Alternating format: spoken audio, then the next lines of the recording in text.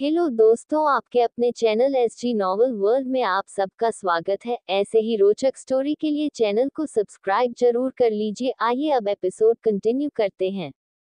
Episode 101, जीवन का आजीविका की केयर करना। सिंघानिया मेंशन। रात का समय। जीवन जब घर आया तो कौशल्या जी पंकज जी के लिए खाना लगवा रही थी। कौशल्या जी कुछ परेशान लग रही थी, जिसे देखकर पंकज जी ने कौशल्या जी से कहा, क्या हुआ कौशल्या जी, आप कुछ परेशान लग रही। परेशान हूँ क्योंकि अज्जू ने आज सुबह से मुझे सही से बात नहीं की है। मुझे लगता है कि कुछ तो ऐसा जरूर हुआ है जो अज्जू मुझे बताना नहीं चाहती है। कौशल्या जी परेशानी से पंकज जी के चेहरे की तरफ देखते हुए बोली। वही पंकज जी ने जब उनकी बात सुनी तो उनके हाथ पर अपना हाथ रखते हुए बोले, कौशल्या जी अभी हमारी बच्ची यंग हो रही है और उसे पर्सनल स्पेस की बहुत जरूरत है। शायद कुछ बातें ऐसी होती है जो बच्चे किसी से शेयर नहीं करना चाहते, लेकिन अगर हम उन्हें जबरदस्ती करेंगे तो शायद उनके मन की बात कभी बाहर भी नहीं निकाल पाएंगे। क्यों आपने आन्या से बात की थी इस बारे में? कौशल्या जी अपनी गर्दन हिलाते हुए बोली, हाँ मैंने उससे पूछा था तो आन्या ने कहा, एग्जाम से स्टार्ट होने वाले हैं इसलिए अज्जू परेशान है और आज आपको पता हो तो यूनिवर्सिटी भी नहीं गई थी। पंकज जी बोले, ठीक है मैं उससे बात करने की कोशिश करूंगा, अगर कोई बड़ी बात हुई तो मैं उसे समझाऊंगा। वैसे तो आप भी जानती हैं कि हमारी बच्ची बहुत जाती है, जब उसका मन करता है तभी कुछ बताती है। कौशल्या जी उदास हो गई तो पंकज जी मुस्कुराते हुए बोले, वैसे हमारी बहू और बेटी एक दूसरे के करीब आ रहे हैं और आन्या ने भी अर्नव को एक्सेप्ट कर लिया है। कौशल्या जी बोली, हाँ आज वो दोनों लंच पर भी गए थे टाइम स्पेंड करने, और अभी मैंने अर्नव को कॉल किया था तो कह रहा था कि डिनर बाहर ही करके आएगा।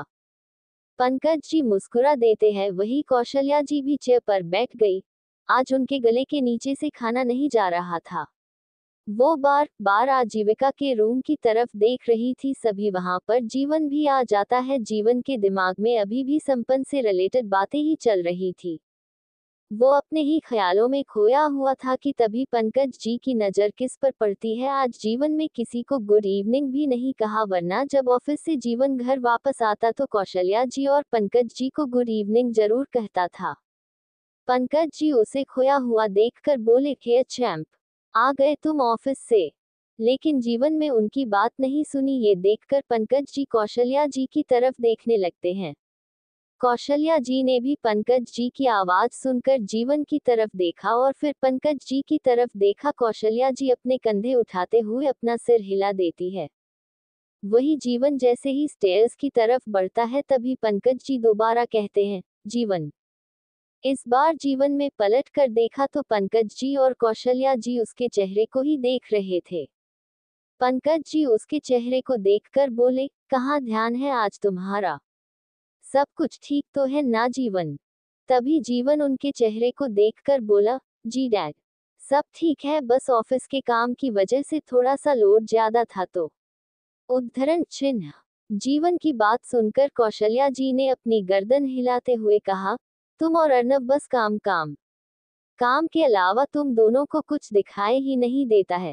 कभी कभी तो ऐसा लगता है जैसे मैंने बेटे नहीं बल्कि मशीनों को पाला है।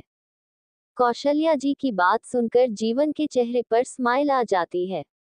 तभी पंकज जी बोले, सिर्फ अपने बेटे ही मशीनों की तरह नहीं पाले हैं बल्कि पति को भी मशीनों की तरह ही पाला था। उद्धरण चिन्ह। कौशल्या जी बोली, हाँ जब आप बिजनेस संभालते थे तो आप भी तो ऐसे ही थे, वही तो मेरी तो किस्मत की ऐसी है। उद्धरण चिन्ह। तभी जीवन हंसकर बोला, मॉम आपकी किस्मत बहुत अच्छी है और फिलहाल मुझे बहुत भूख लग रही है तो जल्दी से डिनर लगा दीजिए, मैं फ्रेश होकर आ रहा हूँ। उद्धरण चिन्ह। तभी जीवन ने आजीविका के रूम की तरफ देखा। डाइनिंग टेबल पर आजीविका नहीं थी। ये देखकर जीवन को अजीब लगता है। जीवन ने अपनी गर्दन वापस कौशल्या जी की तरफ घुमाते हुए कहा, मॉम आज अज्जू कहाँ है? उद्धरण चिन्ह। वो तो एग्जाम के चक्कर में बहुत परेशान है, सुबह से ढंग से बात भी नहीं कर रही और अभी डिनर करने के लिए बुलाया था तो मुझ पर गुस्सा होकर दरवाजा ही बंद कर दिया। उद्धरण चिन्ह। जीवन कौशल्या जी की तरफ देखने लगे। उसे तो आजीविका के गुस्से की असली वजह पता थी, लेकिन कौशल्या जी और पंकज जी को आजीविका के गुस्से की असली वजह अभी तक मालूम नहीं थी। तभी जीवन बोला, मॉम पर काम करिए, मेरा और अज्जू का डिनर लगा दीजिए, हम दोनों एक साथ डिनर कर लेंगे। उद्धरण चिन्ह। ये देखकर पंकज जी ने स्माइल करते हुए जीवन की तरफ देखा और बोले, क्या तुम्हें लगता है अज्जू गुस्से में तुम्हारे साथ कभी डिनर कर सकती है? जीवन मुस्कुराते हुए बोला, उसके हाथ बांधने पड़ेंगे तो वो भी करूंगा, लेकिन डिनर करवा कर मानूंगा। उद्धरण चिन्ह। वही कौशल्या जी और पंकज जी इसकी बात सुनकर खुश होते हैं, क्योंकि वो दोनों भी जानते थे कि अगर आजीविका को कभी कोई कंट्रोल कर सकता था तो जीवन ही कर सकता था। पंकज जी ने कौशल्या जी को दोनों का डिनर लगा देने को कहा और जीवन भी फ्रेश होने के लिए अपने रूम में चला जाता है। वहीं दूसरी तरफ जीवन फ्रेश होकर बाहर आता है और कौशल्या जी ने जीवन को खाने की प्लेट देकर कहा, ध्यान रखना आज बहुत गुस्से में है और तुम्हें तो पता है उसका गुस्सा कैसा होता है। मैं जा रही हूँ, पंकज जी को उनकी दवाई देनी है ताकि वो आराम कर पाए। अर्नव से बात हुई तो वो बोल रहा कि आन्या के साथ बाहर से डिनर करके आएगा। तो जीवन ने अपना सिर हिला दिया और बोला, ओके मॉम। उद्धरण चिन्ह। जीवन ने खाने की दोनों प्लेट पकड़ ली और आजीविका के रूम के पास चला गया। उसके पास हमेशा आजीविका के रूम की एक चाबी रहती थी, क्योंकि बचपन से ही आजीविका को बात बात पर खुद को कमरे में बंद करने की आदत थी। यही वजह थी कि जीवन ने अपने पास उसके रूम की एक और चाबी बनवा कर रख लेती, ताकि कभी गुस्से में वो अपने आप को रूम में बंद कर ले तो उसे रूम से बाहर निकालने का सोर्स हो। जीवन ने आजीविका के रूम को ओपन किया और जैसे ही जीवन अंदर पहुंचा तो उसने देखा कि अंदर कोई भी नहीं था। ये देखकर वो हैरान हो जाता है। तभी उसे वॉशरूम से पानी गिरने की आवाज आती है। उसने प्लेट वही बेड पर रखती और टाइम देखा तो 9 बजे रहे थे। जीवन अपने आप से बोला, ये लड़की पागल हो गई है, रात के 9 बजे कौन शॉवर लेता है? उद्धरण चिन्ह। यही सोचकर कि उसे वॉशरूम की तरफ जाना चाहिए या नहीं, वो थोड़ा हड़बड़ा गया। तभी उसने अपने कदम वॉशरूम की तरफ बढ़ा दी है और उसने देखा कि बहुत सारा पानी वही फ्लो पर बिखरा हुआ था। ये देखकर जीवन दंग रह जाता है। उसने वॉशरूम के डोर पर नोक किया और बोला, आजीविका तुम अंदर हो, अज्जू। उद्धरण चिन्ह। लेकिन अंदर से कोई भी रिस्पांस नहीं आया, सिर्फ पानी के बहाने की आवाज आ रही थी। शावर ऑन था और लगातार पानी बाहर निकल रहा था। जीवन को अब डर लगने लगा। वो तुरंत डोर को धक्के के साथ खोल देता है। जीवन ने जैसे ही अंदर देखा तो उसके पैरों के नीचे से जमीन खिसक गई, क्योंकि शावर के नीचे आजीविका बेहोश पड़ी थी। आजीविका को इस हालत में देखकर जीवन तुरंत उसकी तरफ दौड़ पड़ता है। उसने शावर बंद किया और आजीविका को फ्लोर से उठाते हुए उसके गाल को थपथपा कर बोला, अज्जू क्या हुआ तुम्हें, आंखें खोलो अज्जू। जीवन ने देखा कि आजीविका बिल्कुल बेहोश थी। उसने आजीविका की नब्ज से की तो नब्ज चल रही थी। ये देखकर जीवन को चैन आता है, पर अभी भी आजीविका की यह हालत देखकर जीवन का दिमाग काम करना बंद कर देता है। उसने तुरंत आजीविका को अपनी बाहों में उठाया और उसे रूम के अंदर लेकर आता है। उसने उसे बेड पर लेटा दिया, एसी को ऑफ किया और आजीविका को ब्लैंकेट ओढ़ा देता है। आजीविका के पूरे कपड़े और उसका पूरा शरीर गीला था। जीवन में आजीविका के बालों को टॉवल से सुखाया और हेयर ड्रायर से भी उसके बालों को सुखाने की कोशिश करता है। उसके बाद उसने रूम का डोर बंद कर दिया ताकि कोई भी अंदर ना आ सके। ये क्या कर लिया तुमने अज्जू? क्यों किया ये सब? जीवन ने आजीविका के बालों को सहलाकर बोला। जीवन की आंखों से आंसू की 2 बूंद आजीविका के गाल पर गिर जाती है। तभी जीवन ने उसके गाल से अपने आंसुओं की बूंद को हटाने के लिए जैसे ही हाथ रख, तभी उसे एहसास होता है कि आजीविका को बहुत तेज बुखार आ गया था। जीवन ने आजीविका के चेहरे को देखकर कहा, इसे तो बुखार आ गया है और इतनी रात को मैं किसी डॉक्टर को नहीं बुला सकता। अगर घर पर किसी को पता चला कि आजीविका ने अपनी यह हालत बनाई है तो सब कुछ बाहर आ जाएगा। अगर अर्नव को पता चला तो नहीं, मुझे ही कुछ करना होगा। जीवन ने आजीविका के चेहरे की तरफ देखा। वो बिना किसी भाव के बेहोश पड़ी थी। एपिसोड 102, अर्नव और आन्या का एक होना। जीवन ने आजीविका के ऊपर से ब्लैंकेट हटाया और उसके कपड़े उसके बदन से चिपके हुए थे। ये देखकर जीवन हड़बड़ा जाता है। उसे समझ नहीं आता कि अभी क्या किया जाए, क्योंकि घर पर अर्नव और आन्या भी नहीं थे। जीवन किसी को परेशान भी नहीं कर सकता था। तभी उसके दिमाग में आता है कि वो निर्मला जी को बुला ले, पर उसे याद आता हो कि कुछ दिनों के लिए वो भी अपने गांव चली गई है। जीवन ने एक गहरी सांस ली और वार्डरोब की तरफ गया। उसने कुछ कपड़े निकाले और वापस आ गया। आजीविका बुखार से तप रही थी, उसके पास सोचने को ज्यादा वक्त नहीं था। तो जीवन अपने आप से ही आजीविका के कपड़े चेंज करने की सोचता है। उसने अपनी आंखों को कसकर बंद कर लिया और आजीविका के टॉप को निकालता है। वो जानता था कि उसे आजीविका से प्यार है, उसे आजीविका के साथ बिना उसका मर्जी के कुछ भी नहीं करना था, और प्यार जब बचपन का हो तो वो एक अलग ही मुकाम पर पहुंचा हुआ होता है, जहां हम किसी के जिस्म से तो वैसे भी प्यार नहीं करते, हम बस उसके सच्चे दिल से प्यार करते हैं। जीवन आजीविका की बॉडी को जितना हो सकता था वो छूने से बच रहा था। वही आजीविका के कपड़े निकालने के बाद अब उसे आजीविका को वापस दूसरे कपड़े पहनाने थे। वो अच्छी तरह जानता था जब आजीविका होश में आएगी और इन सब बातों के बारे में उसे पता चलेगा तो जीवन पर उसका गुस्सा भयंकर तरीके से फूटने वाला है। लेकिन इस वक्त जीवन के सामने आजीविका की यह हालत थी कि उसे आजीविका के गुस्से का इतना डर नहीं था। उसने आजीविका की कमर पर हाथ रखकर उसे सीधा किया। आजीविका की नंगी पीठ पर जैसे ही उसका हाथ लगा तो जीवन सहम गया। उसने अपनी आंखें और कसकर भी कर बंद कर ली। उसने आजीविका को अनारकली फ्रॉक पहना दी और वापस बेड पर लेटा दिया।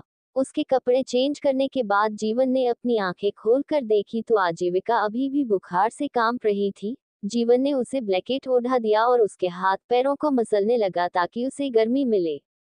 आजीविका को देने के लिए उसके पास अभी कोई भी दवाई नहीं थी, इसलिए उसने घर के किचन से बर्फ के टुकड़े लाकर ठंडे पानी की पट्टियों को उसके सिर पर रखना शुरू कर दिया। जीवन के चेहरे से उसकी परेशानी और उसका प्यार दिखाई दे रहा था।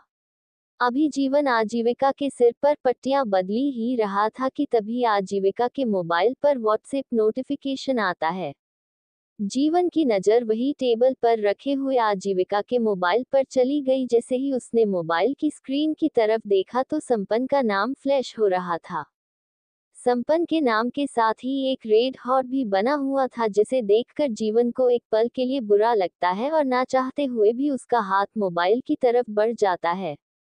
जीवन को आजीविका के मोबाइल का पासवर्ड मालूम था। उसने पासवर्ड डाला और लेफ्ट हाथ से मोबाइल पर आया हुआ मैसेज रीड करता है। तुम ठीक हो अज्जू? संपन्न ने यही मैसेज लिखा था। वही जीवन ने जब उसे मैसेज के ऊपर वाले मैसेज सीन किया कि आन्या का नाम देखकर उसका दिमाग चलने लगा। वो जैसे जैसे मैसेज पढ़ता जा रहा था वैसे वैसे उसके चेहरे के एक्सप्रेशन बदलते जा रहे थे। उसने मोबाइल को अपने हाथों में कसकर पकड़ लिया और गुस्से से अपने दांत पीसते हुए बोला, इस संपन्न की वजह से हुआ है अज्जू की यह हालत इसने की। I will not forgive you. दूसरी तरफ अर्नव ने कार सिंघानिया मेंशन के बाहर रोकी और अभी तक सभी सो चुके थे। आन्या अर्नव को मुस्कुराते हुए देख रही थी। वही अर्नव ने सीट बेल्ट निकाला और कार से बाहर निकल गया। वो आन्या की साइड आकर कार का डोर ओपन करके आन्या को अपनी बाहों में उठा लेता है। इस बार आन्या ने भी कोई विरोध नहीं किया। उसने अर्नव के गले में अपने दोनों हाथों से डाल दिया और उसकी आंखों में देखने लगी। वही अर्नव भी आन्या की ही आंखों में देख रहा था। दोनों के चेहरे पर स्माइल थी। आन्या तो अर्नव के साथ सब कुछ भूल चुकी थी। अर्नव ने उसकी सारी परेशानियों को अपने प्यार के जरिए खत्म कर दिया था। वो दोनों एक दूसरे में खोए हुए थे और अर्नव आन्या को अपनी बाहों में लेकर मेंशन के अंदर एंटर करता है।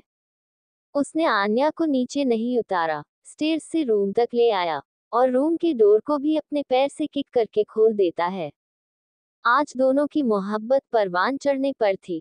आन्या की आंखों ने भी अर्नव को प्रेम की अनुमति दे दी थी और आज दोनों एक दूसरे को पूरी तरह अपना बनाना चाहते थे। अर्नव ने आन्या को बेड पर लेटा दिया। रूम की लाइट्स तो पहले से ही ऑफ थी। वही अर्नव ने रूम का डोर बंद किया और आन्या मुस्कुराते हुए उसकी तरफ देख रही थी। अर्नव वापस उसके पास आ गया। रूम की डिम लाइट्स ऑन की। दोनों एक दूसरे के चेहरे को देख सकते थे। आन्या के चेहरे पर स्माइल थी। वो शर्मा रही थी और अचानक से उठकर जाने लगी, तभी अर्नव ने उसके हाथ को पकड़ लिया। अर्नव ने आन्या को देख अपना सिर हिला दिया। आन्या मुस्कुरा गई और वापस बेड पर लेट गई। तभी अर्नव ने अपने शर्ट के बटन खोले और आन्या के ऊपर आ गया। आन्या की लिप्स को स्मूथली किस करने लगा। आन्या को अब किस करने में कोई प्रॉब्लम नहीं हो रही थी। वो भी अर्नव के साथ साथ किस कर रही थी। अर्नव ने आन्या के कपड़ों को उसके शरीर से एक एक करके अलग करना शुरू कर दिया। अब दोनों एक दूसरे में बिना कपड़ों के लिपटे हुए थे। आन्या और अर्नव एक दूसरे के चेहरे की तरफ देखते हैं। आन्या ने धीमी आवाज में कहा, डेविल, हम एक हो रहे हैं। उद्धरण चिन्ह। अर्नव उसके चेहरे की मासूमियत देखकर अपनी गर्दन हिलाते हुए बोला, हाँ बच्चा। आन्या की आंखों से आंसू आ गए। वही हाल अर्नव का भी था। जब मोहब्बत दोनों ओर हो तो मिलन होने पर एक अलग ही अनुभव होता है। अर्नव ने वापस आन्या के होंठों पर होंठ रख दिए। अर्नव और अनाया का किस पैशनेट होता जा रहा था। वही अर्नव भी धीरे धीरे आन्या के बदन से नीचे उतरते हुए हर एक जगह किस करने लगा। आन्या भी उसके होठों की छुअन को अपने शरीर के हर एक कोने पर महसूस कर रही थी। आन्या की सांसें धीरे धीरे तेज होने लगती है और उसके अंदर की बेचैनी भी बढ़ने लगी थी। दोनों की धड़कनें तो पहले से ही हाई पिक पर थी। अर्नव वापस ऊपर आया और उसकी तरफ देखने लगा तो आन्या भी मुस्कुरा दी। अर्नव ने उसके फोरहेड को चूमते हुए कहा, थोड़ा सा दर्द होगा बच्चा। उद्धरण चिन्ह। आन्या ने अपना सिर हिला दिया और अर्नव भी उसके अंदर एंटर हो जाता है। आहे। आन्या के मुंह से एक हल्की चीख बाहर निकल गई। अगली सुबह आजीविका का रूम। जीवन रात भर आजीविका के पास बैठकर इसकी पट्टियां बदल रहा था और जब तक आजीविका का बुखार नहीं उतर गया तब तक जीवन को नींद भी नहीं आएगी। सुबह के वक्त उसकी आंख लगी और अभी वो आजीविका के पास सो रहा था। लेकिन आजीविका का बुखार उतर चुका था और आजीविका अब बेहतर थी। उसने आंखें खोलकर देखा तो उसे होश आता है कि सुबह हो चुकी थी। तभी उसकी नजर पास ही सोए हुए जीवन पर जाती है तो जीवन को अपने पास देखकर आजीविका चौंक जाती है। आजीविका उठकर बेड पर बैठ गई और अपने आप को देखने लगी। उसने देखा कि कल रात जो उसने कपड़े पहने हुए थे अब उसके शरीर पर वह कपड़े नहीं थे। ये देखकर आजीविका के चेहरे के एक्सप्रेशन बदल गए। एक तरफ तो वो घबराई हुई थी और दूसरी तरफ वो जीवन को देखकर गुस्से से भर गई। उसने जीवन को हिलाकर उसे उठाते हुए कहा, जीवन खड़े हो जाओ, ये सब क्या है। उद्धरण चिन्ह। जीवन आजीविका की आवाज सुनकर उठकर खड़ा हो जाता है। उसने आजीविका को होश में देखा तो उसके चेहरे पर स्माइल आ गई। उसने आजीविका से कहा, तुम्हें होश आ गया अज्जू। जीवन ने खुशी भरे अंदाज में कहा। कब से आजीविका की बेहोशी देखकर जीवन परेशान था और जब जीवन ने आजीविका को बिल्कुल सही हालत में देखा तो उसे बहुत खुशी हो रही थी। लेकिन आजीविका का दिमाग जीवन के खिलाफ था। आजीविका उसकी तरफ फिंगर करते हुए गुस्से से बोली, तुम अपने आप को समझते क्या हो। इतना कहकर आजीविका बेड से नीचे उतर जाती है। वही जीवन ने उसकी तरफ देखा और उससे बोला, कल रात में बुखार। वो इतना ही बोल पाया कि अगले ही पल आजीविका ने उसके गाल पर एक जोरदार थप्पड़ रख दिया। जीवन ने अपना राइट हैंड अपने गाल पर रख लिया। आजीविका ने चिल्लाते हुए कहा, कल रात मुझे बुखार था, इसी बात का तुमने फायदा उठाया और मेरे साथ। उद्धरण चिन्ह। उसके चिल्लाने की आवाज बहुत तेज थी पर रूम का डोर बंद था इसलिए आवाज बाहर नहीं जा सकती थी। वही जीवन को जिस बात का डर था वही हुआ। आजीविका जीवन को नफरत भरी नजरों से देखने लगती है। एपिसोड 103 आन्या और अर्नव का बाथरूम रोमांस। सुबह का समय। अर्नव का रूम। आन्या अर्नव की बाहों में लिपट कर सो रही थी। वही अर्नव की नींद खुल जाती है। उसने आन्या के चेहरे की तरफ देखा तो उसके चेहरे पर स्माइल आ जाती है। इस वक्त वो दोनों ब्लैंकेट में लिपट कर सो रहे थे। आन्या के बाल अर्नव की बाहों पर फैले हुए थे और वो इस वक्त सुकून के साथ सो रही थी। अभी अर्नव उसके चेहरे को देख ही रहा था कि तभी आन्या अपनी आंखें खोलती है। अर्नव ने उसके माथे पर किस करते हुए कहा, गुड मॉर्निंग बच्चा। आन्या अंगड़ाई लेते हुए बोली, गुड मॉर्निंग डेविल। अर्नव ने अगले ही पल आन्या को अपने ऊपर लेटा लिया और खुद उसके नीचे हो गया। आन्या ने अर्नव को देखते हुए कहा, अरे ये क्या कर रहे हैं आप? उद्धरण चिन्ह। कुछ नहीं, बस मेरी बच्चा को और भी करीब से देख रहा हूँ, अर्नव ने मुस्कुराते हुए कहा। तभी आन्या ने अर्नव की नाक पर अपनी नाक रगड़ते हुए उसके लिप को किस कर लिया और बोली, अच्छा, पर अभी आपकी बच्चा को रेडी भी होना है, अगर आपको याद हो तो। आज मुझे यूनिवर्सिटी जाना है, अगर आपको याद हो तो। उद्धरण चिन्ह। वही अर्नव उसके चेहरे को देखते हुए उसे कसकर अपने गले से लगा लेता है और बोला, नहीं, आज मैं तुम्हें कहीं नहीं जाने दूंगा और ना ही मैं खुद कहीं जाने वाला हूँ। आन्या को उसका बात सुन हंसी आ गई। वो बोली, इतना प्यार अच्छा नहीं होता डेविल। उद्धरण चिन्ह। वही जब पहली बार हम किसी से मोहब्बत और जिस्म से जुड़ जाते हैं तो उसके बाद से हमारे लिए वो इंसान इतना जरूरी हो जाता है कि हम उसे एक पल के लिए भी खुद से दूर नहीं कर पाते हैं, और यही हाल अर्नव का भी था। वैसे तो दोनों तरफ एक ही हाल था, लेकिन आन्या को फिलहाल संपन्न की सच्चाई बाहर लानी थी, और जब तक वो संपन्न की सच्चाई बाहर नहीं लड़ देती तब तक उसके दिल को सुकून नहीं मिलने वाला था। अर्नव ने आन्या के गाल को दोनों तरफ से दबाते हुए कहा, मैं तुमसे बहुत ज्यादा प्यार करता हूँ और हमेशा करता रहूंगा, इसमें कोई भी शक करने वाली बात नहीं है, समझ आया तुम्हें बच्चा? उद्धरण चिन्ह। अर्नव ने यह बात उसकी आंखों में देखकर कही थी, और अर्नव की यह बात सुनकर आन्या के शरीर में एक कर्क दौड़ जाता है। ऐसा लग रहा था जैसे अर्नव का दीवानापन उसे और भी ज्यादा अपनी तरफ अट्रैक्ट कर रहा था। तभी आन्या ने वही टेबल पर रखा हुआ पानी का गिलास उठाकर अर्नव के चेहरे पर मार दिया और तुरंत ब्लैंकेट को संभालते हुए बेड से नीचे उतर गई। वही अर्नव अचानक पानी गिरने से हड़बड़ा जाता है। लेकिन अभी मुझे यूनिवर्सिटी जाना है, इसलिए मुझे आपके प्यार पर शक करना पड़ेगा। सो सॉरी डेविल, कहते हुए आन्या फौरन वॉशरूम की तरफ भाग जाती है। वही उसके पीछे पीछे अर्नव भी वॉशरूम के दरवाजे पर पहुंच जाता है। आन्या डोर बंद करने वाली थी, तभी अर्नव ने उसे पकड़ लिया और डोर को वापस धक्का मारकर खोल देता है। इस वक्त एक हाथ से आन्या ने अपना ब्लैंकेट पड़ा हुआ था और दूसरा हाथ दरवाजे पर था, लेकिन अर्नव के आगे उसके हाथ का जोर नहीं चल पाया और अर्नव ने एक ही झटके में वॉशरूम का दरवाजा खोल दिया। आन्या उसकी तरफ देखते हुए पीछे पीछे जाने लगती है। वो उसकी तरफ देखते हुए बोली, नहीं डेविल, अभी आप बाहर जाएं, मुझे रेडी होना है। अर्नव ने उसकी तरफ देखकर मुस्कुराते हुए कहा, और अगर नहीं जाऊं तो क्या करोगी बच्चा? उद्धरण चिन्ह। आन्या को अर्नव के अपनी तरफ बढ़ते हुए कदम देखकर हड़बड़ा होने लगती है।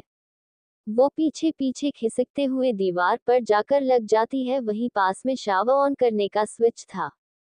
आन्या के हाथ में शावर कैप लग जाता है। उसने शावर कैप उठाया और दूसरे हाथ से स्विच ऑन करते हुए पानी अर्नव के ऊपर गिरा देती है। अर्नव पानी की बौछार से अपने आप को बचाने के लिए पहले तो सामने की तरफ हाथ कर देता है, जिसे देखकर आन्या हंसने लगती है। इस वक्त अर्नव टॉवल में था और आन्या ने राइट हैंड से ब्लैंकेट पड़ा हुआ था, जबकि लेफ्ट हाथ में शावर कैप से अर्नव के ऊपर पानी गिर रही थी। अर्नव ने अपने आप को पानी की बौछार से बचाते हुए कहा, बच्चा स्टॉप स्टॉप। उद्धरण चिन्ह। लेकिन आन्या कहाँ मानने वाली थी। वो भी अर्नव से बोली, अगर ऐसा है तो मैंने आपको पहले ही कहा था कि यहाँ से चले जाए, मुझे यूनिवर्सिटी के लिए रेडी होना है, पर आप नहीं माने। उद्धरण चिन्ह। आन्या ये सब कह रही थी कि अचानक शॉवर कैप से पानी आना बंद हो जाता है। ये देखकर आन्या की हंसी छूमंतर हो जाती है। वहीं अर्नव ने पानी बंद होने पर उसकी तरफ देखा और अपने चेहरे से पानी साफ करते हुए बोला, you will pay for it बच्चा। इतना कहते ही अर्नव आन्या की तरफ कदम बढ़ाने लगता है। आन्या ने उसे अपनी तरफ बढ़ते हुए देखकर अपने हाथ के इशारे से उसे रोकते हुए बोली, नो डेविल, आप कुछ नहीं करोगे। अर्नव के चेहरे पर अब काफी सीरियस एक्सप्रेशन थे, जिसे देखकर भी आन्या को डर लग रहा था। वही आन्या के पास अब ना तो बचने की जगह थी और ना ही बचने के लिए कोई हथियार। वही अर्नव लगातार उसकी तरफ कदम बढ़ाते जा रहा था और अब अर्नव उसके बिल्कुल पास आकर खड़ा हो गया। अर्नव ने आन्या के पास आकर शावर को ऑन कर दिया और अचानक से पानी की बौछार उन दोनों के ऊपर गिरने लगती है। पानी गिरने से आन्या चौंक जाती है और अर्नव की तरफ देखने लगी। अर्नव ने उसकी तरफ देखकर कहा, बच्चा कहाँ था ना? You will pay. उद्धरण चिन्ह। वही आन्या घबराई हुई नजरों से अर्नव के चेहरे की तरफ देखने लगती है। अर्नव ने उसे घुमा दिया और उसके ब्लैंकेट को आहिस्ता आहिस्ता नीचे करते हुए उसकी पीठ पर किस करने लगा। आन्या उसकी छुअन से पिघलने लगी और अपनी आंखें कसकर बंद कर लेती है। आन्या अर्नव के होठों को अपने पूरे बदन पर महसूस कर रही थी और उन्होंने उसे अपनी तरफ घुमाया और उसके शरीर से ब्लैंकेट को अलग कर देता है। दोनों के शरीर में एक भी कपड़े नहीं थे। आन्या ने अपनी नजरें उठाकर उसके चेहरे को देखा, फिर अर्नव के सीने से लिपट गई। अर्नव ने आन्या का चेहरा अपनी तरफ किया और दोनों एक दूसरे की आंखों में देखने लगे। अर्नव ने आन्या के होंठों को अपने आगोश में भर लिया और उसे किस करने लगा।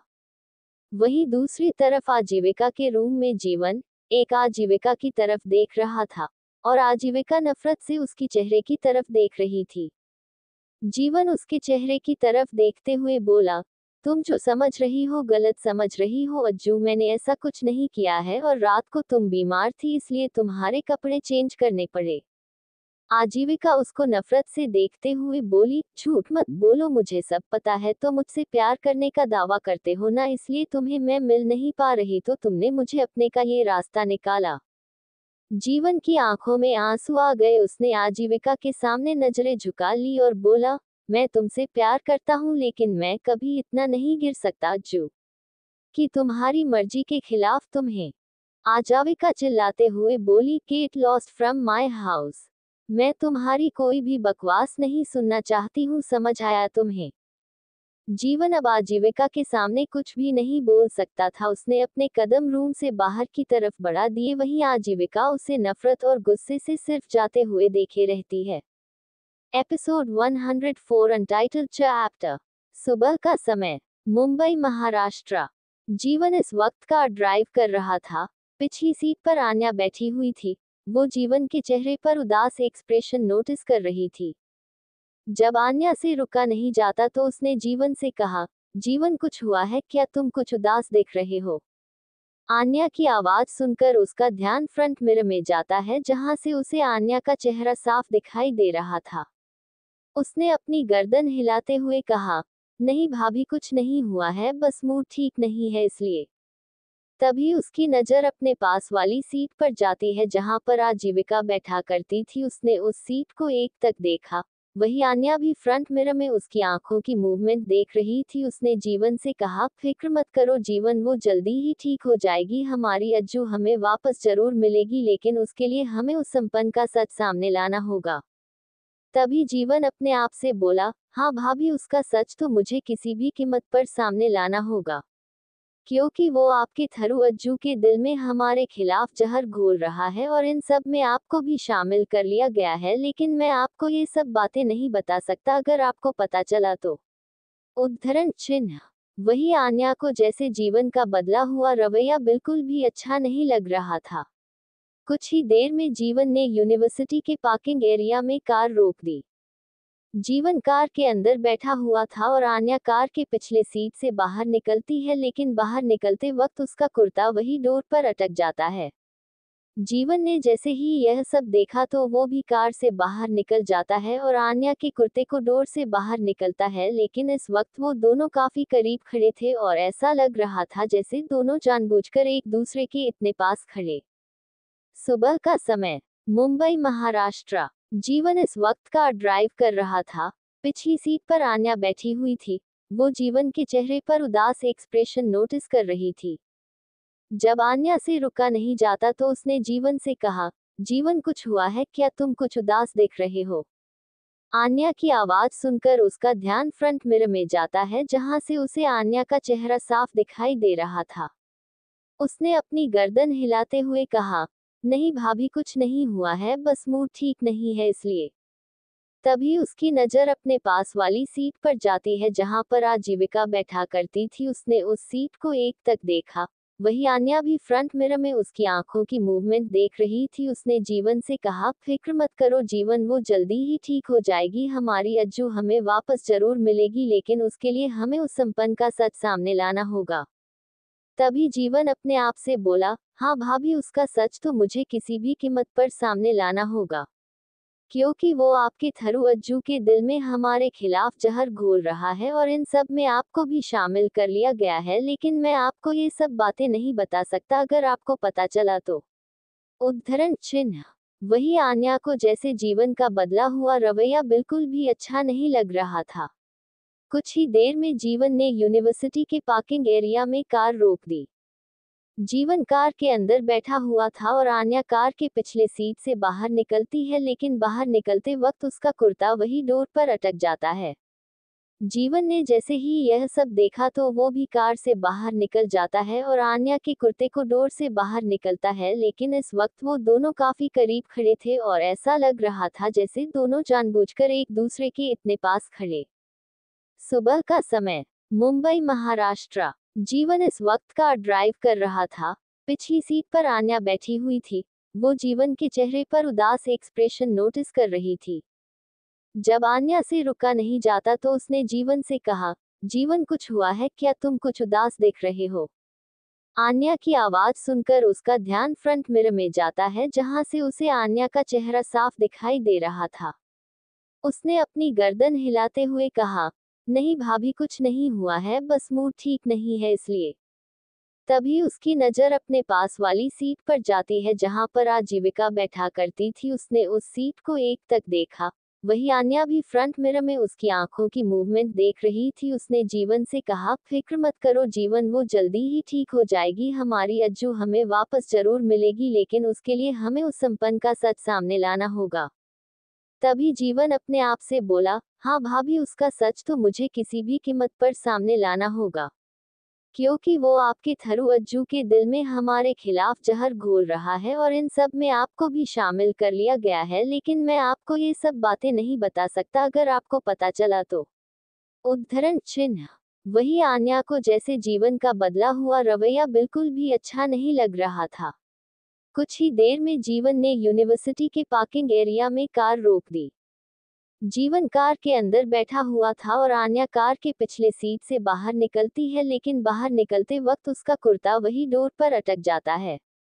जीवन ने जैसे ही यह सब देखा तो वो भी कार से बाहर निकल जाता है और आन्या के कुर्ते को डोर से बाहर निकलता है, लेकिन इस वक्त वो दोनों काफी करीब खड़े थे और ऐसा लग रहा था जैसे दोनों जानबूझकर एक दूसरे के इतने पास खड़े। सुबह का समय, मुंबई महाराष्ट्र। जीवन इस वक्त कार ड्राइव कर रहा था। पिछली सीट पर आन्या बैठी हुई थी। वो जीवन के चेहरे पर उदास एक्सप्रेशन नोटिस कर रही थी। जब आन्या से रुका नहीं जाता तो उसने जीवन से कहा, जीवन कुछ हुआ है क्या, तुम कुछ उदास दिख रहे हो। आन्या की आवाज सुनकर उसका ध्यान फ्रंट मिरर में जाता है जहां से उसे आन्या का चेहरा साफ दिखाई दे रहा था। उसने अपनी गर्दन हिलाते हुए कहा, नहीं भाभी, कुछ नहीं हुआ है, बस मूड ठीक नहीं है इसलिए। तभी उसकी नजर अपने पास वाली सीट पर जाती है जहां पर आजीविका बैठा करती थी। उसने उस सीट को एक तक देखा। वही आन्या भी फ्रंट मिरर में उसकी आंखों की मूवमेंट देख रही थी। उसने जीवन से कहा, फिक्र मत करो जीवन, वो जल्दी ही ठीक हो जाएगी। हमारी अज्जू हमें वापस जरूर मिलेगी, लेकिन उसके लिए हमें उस संपन्न का सच सामने लाना होगा। तभी जीवन अपने आप से बोला, हाँ भाभी, उसका सच तो मुझे किसी भी कीमत पर सामने लाना होगा, क्योंकि वो आपके थरू अज्जू के दिल में हमारे खिलाफ जहर घोल रहा है और इन सब में आपको भी शामिल कर लिया गया है, लेकिन मैं आपको ये सब बातें नहीं बता सकता अगर आपको पता चला तो। उद्धरण चिन्ह। वही आन्या को जैसे जीवन का बदला हुआ रवैया बिल्कुल भी अच्छा नहीं लग रहा था। कुछ ही देर में जीवन ने यूनिवर्सिटी के पार्किंग एरिया में कार रोक दी। जीवन कार के अंदर बैठा हुआ था और आन्या कार के पिछले सीट से बाहर निकलती है, लेकिन बाहर निकलते वक्त उसका कुर्ता वही डोर पर अटक जाता है। जीवन ने जैसे ही यह सब देखा तो वो भी कार से बाहर निकल जाता है और आन्या के कुर्ते को डोर से बाहर निकलता है, लेकिन इस वक्त वो दोनों काफी करीब खड़े थे और ऐसा लग रहा था जैसे दोनों जानबूझकर एक दूसरे के इतने पास खड़े। सुबह का समय, मुंबई महाराष्ट्र। जीवन इस वक्त कार ड्राइव कर रहा था। पिछली सीट पर आन्या बैठी हुई थी।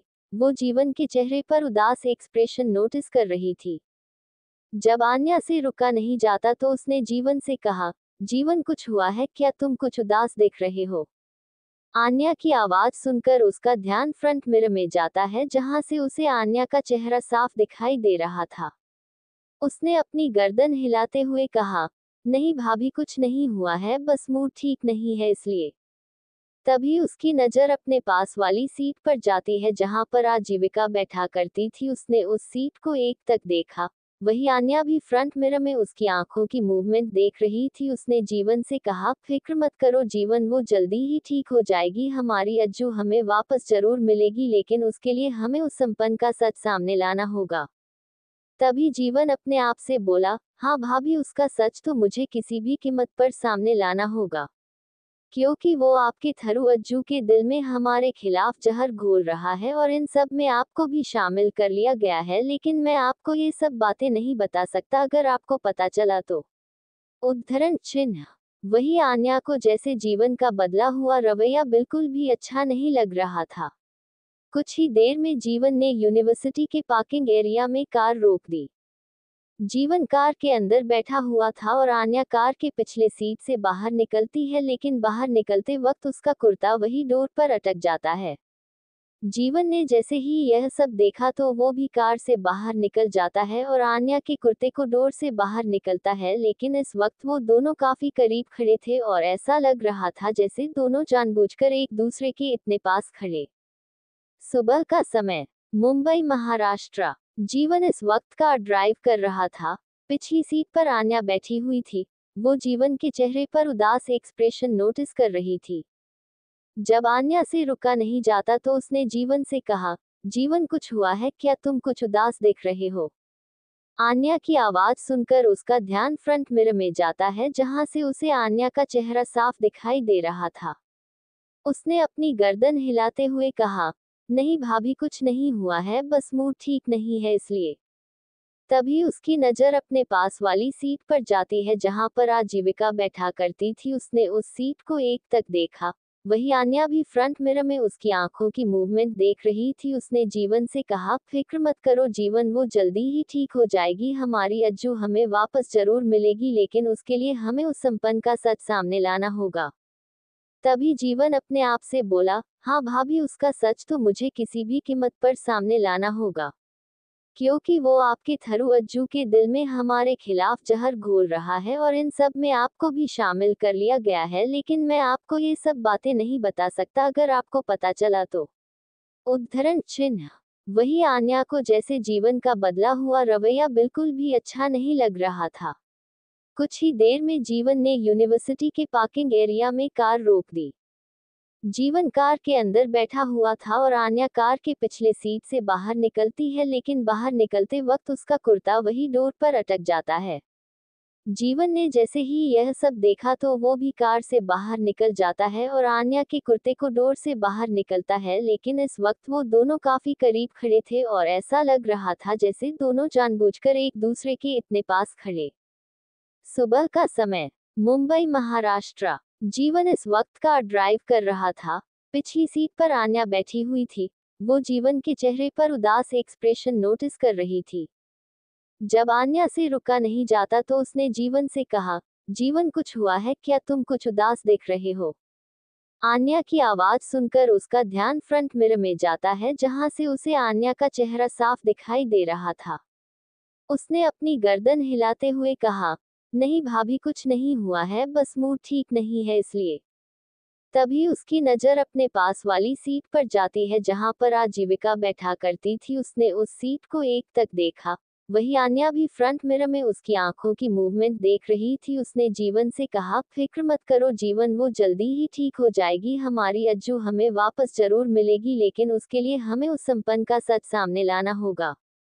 तभी जीवन अपने आप से बोला, हाँ भाभी, उसका सच तो मुझे किसी भी कीमत पर सामने लाना होगा, क्योंकि वो आपके थरू अज्जू के दिल में हमारे खिलाफ जहर घोल रहा है और इन सब में आपको भी शामिल कर लिया गया है। लेकिन मैं आपको ये सब बातें नहीं बता सकता, अगर आपको पता चला तो। उद्धरण चिन्ह। वही आन्या को जैसे जीवन का बदला हुआ रवैया बिल्कुल भी अच्छा नहीं लग रहा था। कुछ ही देर में जीवन ने यूनिवर्सिटी के पार्किंग एरिया में कार रोक दी। जीवन कार के अंदर बैठा हुआ था और आन्या कार के पिछले सीट से बाहर निकलती है, लेकिन बाहर निकलते वक्त उसका कुर्ता वही डोर पर अटक जाता है। जीवन ने जैसे ही यह सब देखा तो वो भी कार से बाहर निकल जाता है और आन्या के कुर्ते को डोर से बाहर निकलता है, लेकिन इस वक्त वो दोनों काफी करीब खड़े थे और ऐसा लग रहा था जैसे दोनों जानबूझकर एक दूसरे के इतने पास खड़े।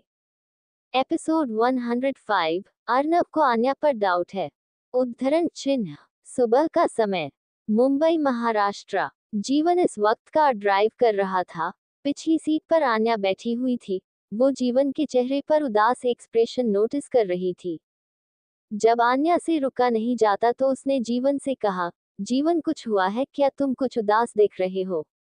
आन्या की आवाज सुनकर उसका ध्यान फ्रंट मिरर में जाता है जहां से उसे आन्या का चेहरा साफ दिखाई दे रहा था। उसने अपनी गर्दन हिलाते हुए कहा, नहीं भाभी कुछ नहीं हुआ है, बस मूड ठीक नहीं है इसलिए।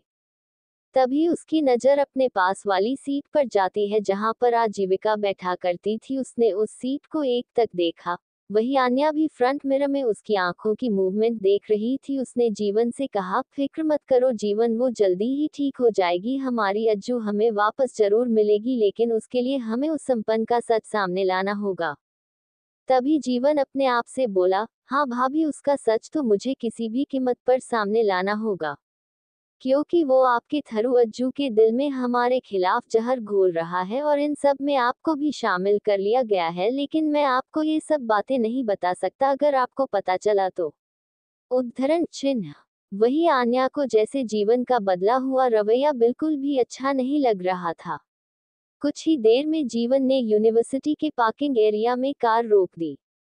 जीवन कार के अंदर बैठा हुआ था और आन्या कार के पिछले सीट से बाहर निकलती है, लेकिन बाहर निकलते वक्त उसका कुर्ता वही डोर पर अटक जाता है। जीवन ने जैसे ही यह सब देखा तो वो भी कार से बाहर निकल जाता है और आन्या के कुर्ते को डोर से बाहर निकलता है, लेकिन इस वक्त वो दोनों काफी करीब खड़े थे और ऐसा लग रहा था जैसे दोनों जानबूझकर एक दूसरे के इतने पास खड़े। जीवन ने आन्या के कुर्ते को वहां से निकला, लेकिन जब जीवन उसके कुर्ते को निकल रहा था तभी कुछ दूरी पर चुपकर खड़ा हुआ संपन्न उन दोनों की तस्वीर ले लेता है। वही जीवन ने आन्या के कुर्ते को निकाला और उससे बोला, भाभी देख कर चला करिए, आज आपका ध्यान कहाँ है। उद्धरण चिन्ह। वही उसकी ये बात सुनकर आन्या बोली, मेरा ध्यान तो सही है जीवन, पर तुम कुछ परेशान लग रहे हो। ऐसा लग रहा है जैसे मुझसे कुछ छिपा रहे हो। जीवन ने अपनी गर्दन हिलाते हुए कहा, नहीं भाभी, ऐसा कुछ नहीं है, आप गलत समझ रही हैं। आन्या बोली, इतना वक्त हो गया है, इतना तो समझ सकती हो, और तुम्हारा चेहरा देखकर लग रहा है कि अज्जू ने जरूर तुमसे कुछ कहा है, बताओ मुझे क्या हुआ है। जीवन को कुछ समझ नहीं आ रहा था कि उसे आन्या से सच बताना चाहिए या नहीं। तभी आन्या ने जीवन का हाथ पकड़ लिया और उसकी तरफ देखते हुए बोली, बताओ।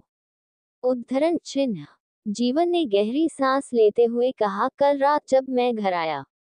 उद्धरण चिन्ह। कहते हुए जीवन में आजीविका के वॉशरूम में बेहोश होने से लेकर संपन्न के मोबाइल के मैसेज तक की सारी बातें आन्या को बता दी। वही जब आन्या ने जीवन की सारी बातें सुनी तो वो बिल्कुल हैरान होकर उसकी तरफ देखने लगती है। आन्या हैरानी से जीवन के चेहरे की तरफ देखते हुए बोली, क्या उसने ये सब किया है? वो इतना कैसे गिर सकता है? उद्धरण चिन्ह। तभी जीवन बोला, भाभी आप फिक्र मत करिए, मैं पता लगा लूंगा, और संपन्न ये सब क्यों कर रहा है इसके बारे में भी बहुत जल्द पता चल जाएगा। आन्या ने परेशान होकर कहा, यह कोई छोटी बात नहीं है जीवन, उसने आजीविका का ब्रेन वॉश किया है, और अब हम आजीविका को कुछ भी कहेंगे तो उसे समझ नहीं आएगा जब तक कि संपन्न की सच्चाई सबूत के साथ उसके सामने नहीं रखते देते। उद्धरण चिन्ह। जीवन ने अपनी गर्दन हिला दी, आखिर आन्या सच ही तो कह रही थी। अब जब तक संपन्न खुद अपने मुंह से सब कुछ कबूल नहीं कर लेता तब तक आजीविका उनकी किसी भी बात पर विश्वास नहीं करने वाली थी, और अगर किसी ने उसे कुछ समझने की कोशिश की तो शायद उसकी नजरों में सामने वाला इंसान भी गलत हो जाए। वही दूर खड़ा संपन्न उन दोनों की फोटोज क्लिक कर रहा था जिससे वो दोनों बेखबर थे।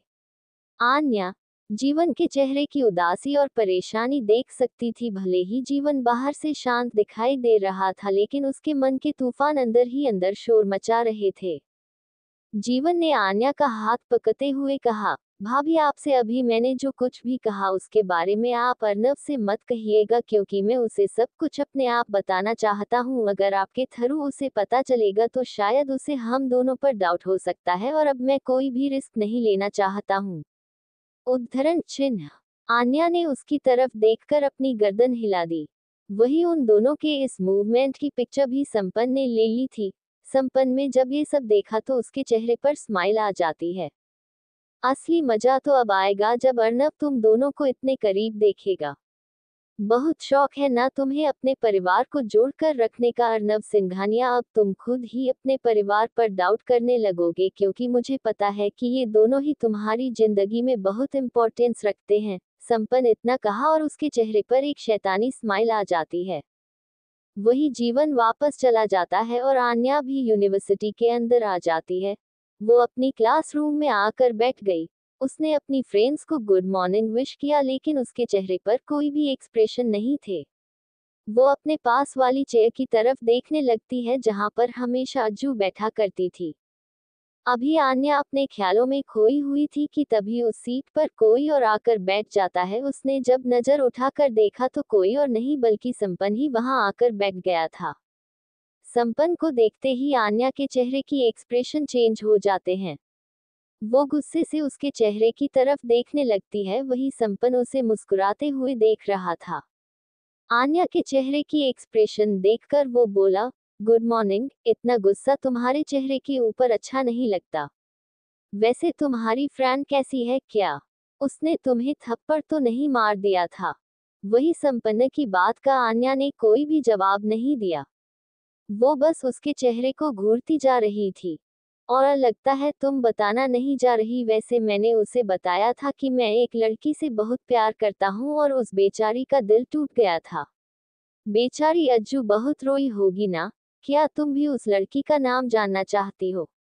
संपन्न ने उसके चेहरे की तरफ देखते हुए मुस्कुरा कर कहा। आन्या फिलहाल कुछ भी नहीं कहना चाहती थी। उसने अपना चेहरा दूसरी तरफ कर लिया और अपनी बुक्स खोलकर उन पर ध्यान देती है। वही संपन्न उसके करीब आकर उसके कान में धीरे से बोला, आन्या। उद्धरण चिन्ह। वही दूसरी तरफ। दोपहर का समय। अर्नव अभी अपने केबिन में बैठा हुआ था और उसकी वीडियो कॉल पर मीटिंग चल रही थी। तभी उसके केबिन के डोर पर नॉक होता है। उसने नजरें उठाकर देखा तो पियून था। उसने आंख के इशारे से अंदर आने को कहा तो पियून अपने हाथ में पड़ा हुआ लिफाफा वही रखकर चुपचाप वहां से चला जाता है। मीटिंग खत्म होने के बाद अर्नव ने लैपटॉप को बंद किया और उसे लिफाफे को एक नजर देखा है। उसने दोबारा पियून को कॉल करके अपने केबिन में बुलाया तो पियून वहां पर कुछ ही देर में हाजिर हो जाता है।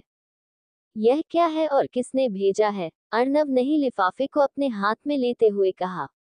पियून ने हाथों को हिलाते हुए कहा, सर पता नहीं कोई लड़का आया था आपको देना है, बोलकर चला गया। उद्धरण चिन्ह। अर्नव सांवलिया नजरों से उसके चेहरे की तरफ देखते हुए, कौन लड़का था? उद्धरण चिन्ह। पियून ने सोचते हुए कहा, सर कोई कुरियर वाला था, इसके अलावा तो कुछ पता नहीं। अच्छा ठीक है तुम जा सकते हो। अर्नव ने पियून से इतना कहा तो पियून अपनी गर्दन हिलाकर चुपचाप वहां से चला जाता है। वही अर्नव ने उसे लिफाफे को आगे पीछे पलट कर देखा तो कोई नाम कुछ भी पता नहीं था, सिर्फ अर्नव सिंघानिया लिखा हुआ था। अर्नव ने एक गहरी सांस ली और उसे लिफाफे को खोलकर देखा है। उसने जैसे ही लिफाफे को खोल तो उसमें कुछ फोटोज थी और उन फोटोज को देखकर अर्नव बिल्कुल हैरान रह जाता है। ये वही फोटोज थी जो आज सुबह संपन्न ने यूनिवर्सिटी के पार्किंग एरिया में ली थी। जीवन और आन्या की इतने करीब वाली फोटोज देखकर के चेहरे की एक्सप्रेशन गंभीर हो जाते हैं। अभी अर्नव ये फोटोज देख रहा था कि तभी उसके केबिन के डोर पर दोबारा नॉक होता है। उसने अपनी नजरें उठाकर देखा तो सामने जीवन खड़ा था। जीवन को देखकर अर्नव ने वो फोटोज पलटकर रख दी और जीवन को एकटक देखने लगा। बाकी का नेक्स्ट एपिसोड नेक्स्ट पार्ट में कवर करेंगे। कहानी को लाइक शेयर कमेंट जरूर करें और प्लीज लाइक भी जरूर करें। Thank you.